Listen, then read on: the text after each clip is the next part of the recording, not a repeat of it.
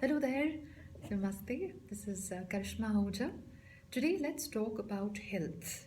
If you are working on your own health, or if you would like to help somebody else in the house restore perfect health again, then here are a few quick tips. Firstly, please do not take names of illnesses. Do not keep saying diabetes. Do not keep saying heart attack. Do not keep saying poor health. Do not keep saying high or low blood pressure. Only speak about your illness or your problem or your issue to your doctor.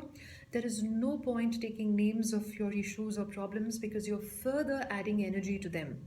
So, if you are working on health, whether it's your own health or you would like to help somebody else do better in the house, then please do not take names. Okay, you could simply say that they are working on their health, right?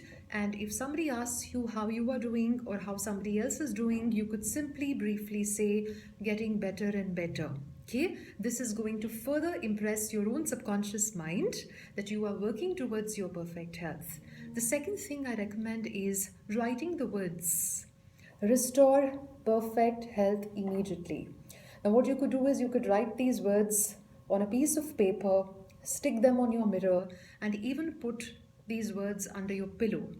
And you could do it for somebody else as well. What these words do is they will actually help you impress upon your subconscious mind that you are working towards perfect health and that perfect health is yours. And this new reality will soon become a part of your physical reality if your mind is convinced about it.